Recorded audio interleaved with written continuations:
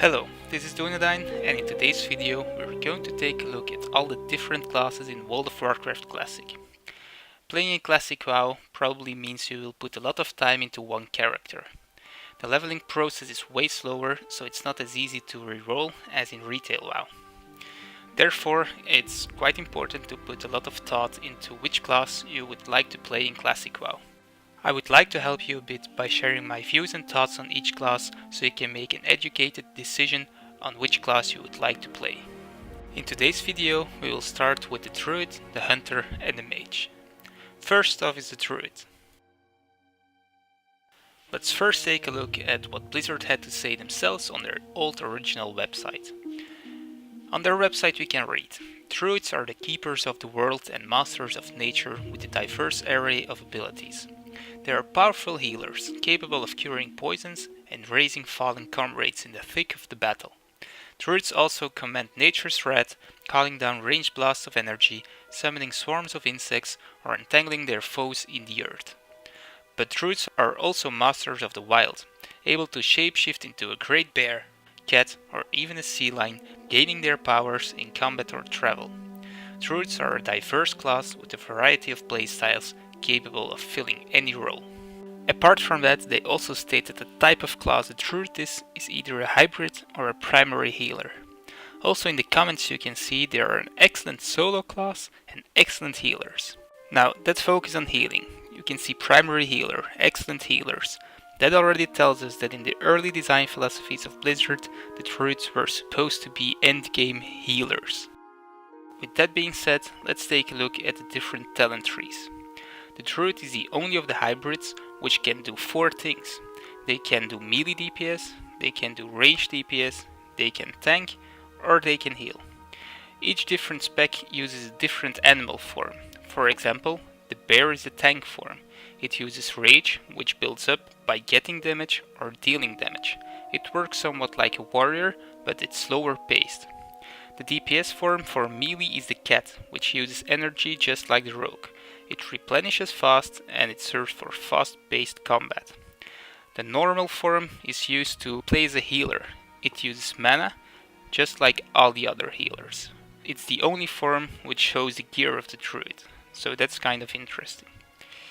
In a later patch, there came the Boomkin form. The Boomkin form is used to do the ranged DPS and it also uses mana. Apart from those forms you also have Travel form, which make you move faster, and Aqua form, which also make you move faster, but only in the water. The balance tree is mostly focused on the ranged DPS, so it makes your spells more powerful.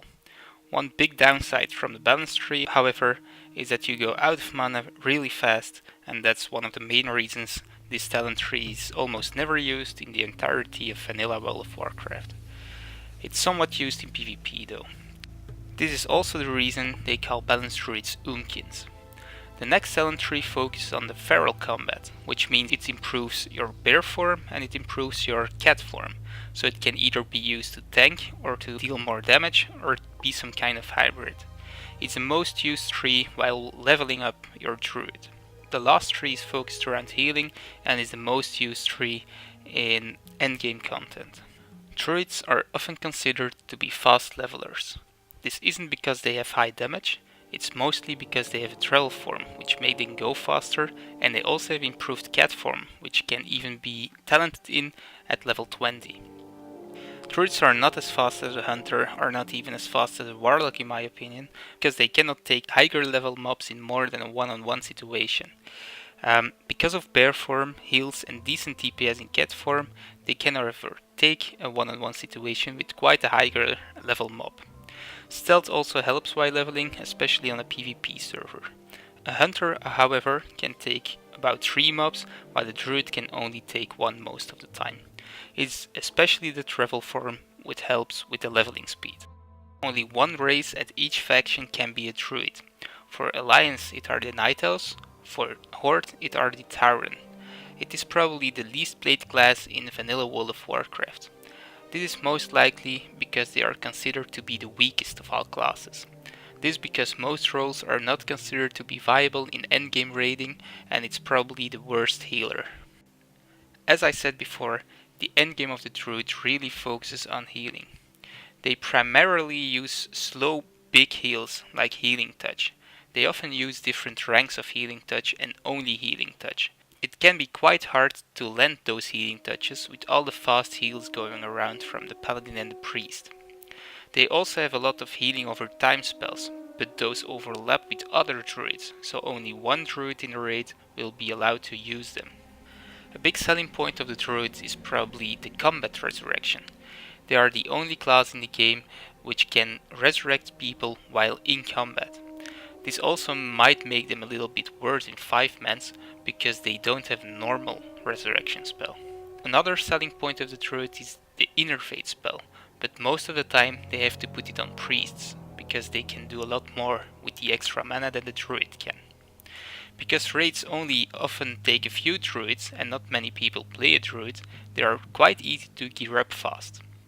I must add that I have seen some feral tanks in raid, and they did quite well. So if you really want to, no one will stop you from playing a feral tank in a raid, or even play a cat DPS, or if you really want to, just go for the balanced druid. In PvP, all of the specs are decent at the very least. For the Alliance, it is the only class which can carry the flag with increased speed. Add to that the defense bonuses of the bear form, and you can understand they are very good flag carriers. I've also seen some extremely powerful boomkins in PvP. In my opinion, druids really add a lot of flavor to the world, maybe somewhat because of shapeshift. Their class fantasy is really to be in harmony with nature. They spend their lives curing poisons and making sure that wildlife can grow and do its thing. They like spending their time in green lush, they like spending time in the forests. When I play a druid, I like to think of them as the protectors of nature. Their restoration spells have those green and purple color effects. They really calm down my mind. It's a relaxing experience overall. I also think the armor sets are visually well designed and they are also pretty useful stat-wise. So if you like being outside in the forest or in a green overgrown area, and if you like a peaceful environment overall, if you gain energy from looking to nature, or if you just like being the least played class and don't mind it's considered to be somewhat weak, a druid might be exactly the class for you. Next up is the Hunter.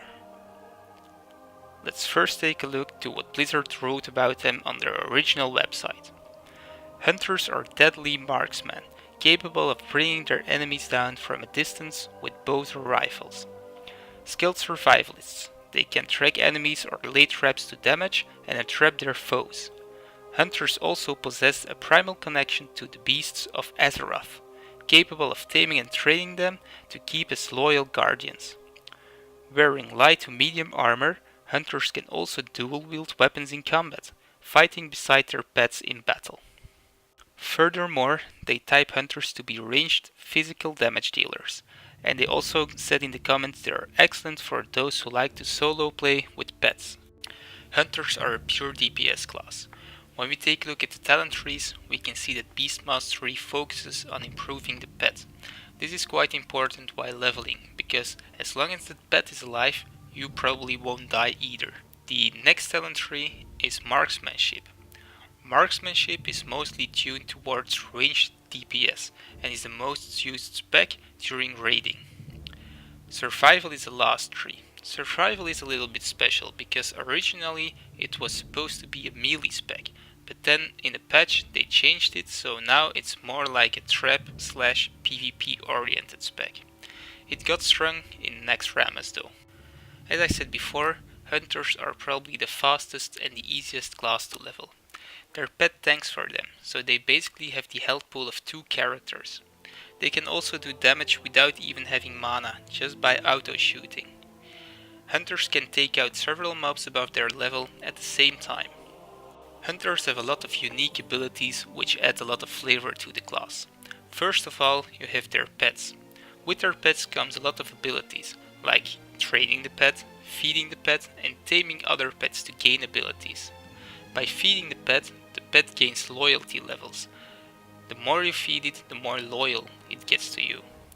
You will feel bonded to your pet very fast and you will take the journey together. Another interesting part of the hunter are the aspects. aspects are some kind of self buffs. There's also an aspect which increases your speed. It dazes if it hits, so it's not quite as good as the one of the Druid, but still, it gives you a big advantage in speed while leveling. Tracking is another kind of spell the Hunter has a lot of. They have all kind of tracking spells for different mobs, and it really works well with the Hunter's fantasy. There are some other flavorful spells, like looking through the eyes of your pet, or looking to a place in the very far distance. Also, let's not forget about the traps the Hunters have. They have traps to deal damage or to control the battlefield. For Alliance, Hunters can be played by the Night Elves and then they will start with a bow, or by the Dwarves and then they will start with a gun. For the Horde, the Orcs and the Trolls start with a bow and the Tauren start with a gun. By the way, do you know the meme where all weapons are Hunter weapons? That, plus the easy leveling, is the reason some people call them Huntards instead. Let's take a look at the position of Hunters in endgame raiding. In PvE, Hunters are not the highest of damage dealers, but they are very useful for pulling and for certain fights. Think of Tranquility Shot. Every raid will take at least a few Hunters, so if you can find a guild, you will gear up pretty fast, because most guilds don't take very many Hunters. But unlike the Druid, Hunters are much more played, so it's harder to find a raiding guild in the first place. Hunters may have an easy time leveling, but they probably have the highest skill cap in the endgame PvE. This is because of a complex ranged and melee DPS rotation, and because of micromanagement with the pet. In PvP, Hunters are very strong. They have lots of instant cast shots, they have some big damage shots like aimed shot, and they have a lot of utility. They can slow, they can mana drain, they can poison, they can feign death. There are a lot of options. It makes them a solid and fun PvP class. The Hunter's fantasy is a little bit like that of the Druid, in that they both like to be outside in the forests or in the wild. Unlike the Druid, however, Hunters tame beasts to help them survive in the woods. They shoot animals instead of cleansing their poisons. If I play a Hunter, I feel like a survivalist. I'm hiding in the bushes, I'm hiding in the trees, I'm setting up traps and tracking down certain creatures of interest. Unlike Druids, which I see more like some social kind of creature, Hunters in my opinion are preferably on their own. The pet is their only companion on the lonely trip in the wild. I think their armor sets are visually nice and they are also some of the better statted sets in the early raids. I think they go very well with the fantasy of the Hunter. So, if you like being out alone in the wild, just accompanied by your pet, if you like dealing damage from a distance, being camouflaged in the bushes, if you like an easy leveling experience but a high skill cap endgame, and if you don't mind to be not topping on the DPS meters in raids, a Hunter might be just the class for you. Next up is the Mage. Let's first see what Blizzard has to say about mages. Mages wield the elements of fire, frost, and the arcane to destroy or neutralize their enemies. They are a robed class that excels at dealing massive damage from afar, casting elemental bolts at a single target, or raining destruction down upon their enemies in a wide area of effect. Mages can also augment their allies' spellcasting powers, summon food or drink to restore their friends, and even travel across the world in an instant by opening arcane portals to distant lands. Mages are typed to be primary ranged magic damage dealers, and they comment on them as excellent primary ranged damage dealers. So, that seems pretty clear to me.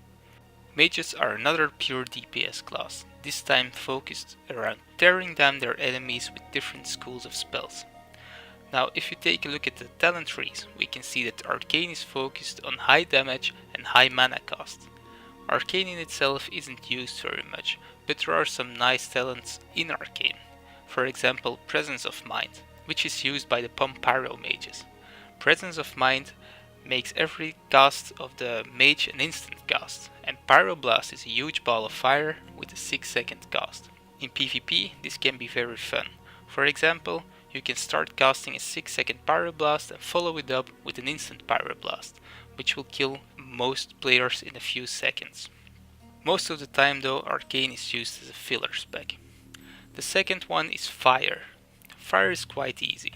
You try to make big balls of fire, you have long cast time, and you have big damage. The downside though is that most bosses, or probably even all bosses, I'm not quite sure, in Molten Core and Blackwing Lair have fire resistance, so it can't be used in those raids.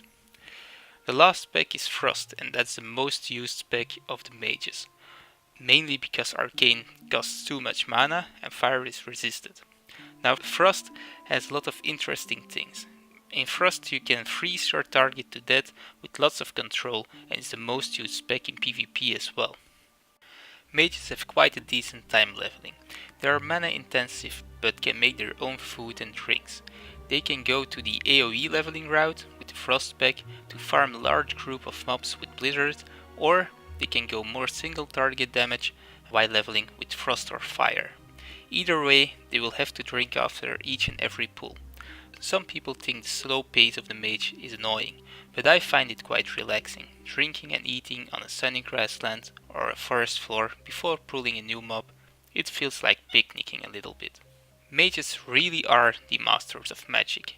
They have lots of flavorful spells for each of the three schools. Some unique and interesting mage spells are their portals to all big cities. It makes them very fast travelers around the world. Other interesting spells of the mage are crowd control spells, like Frost Nova, Polymorph, and also Blink is quite interesting. Polymorph is the most powerful crowd control spell in PvE, and together with Conjure Food and Water, it makes mages one of the most sought after DPS classes for 5-mans. For Alliance, mages can be played as human or as gnome, and for the Horde, they can be undead or troll. In PvE, mages are often forced into the Frost spec, but they do some of the highest damage in game.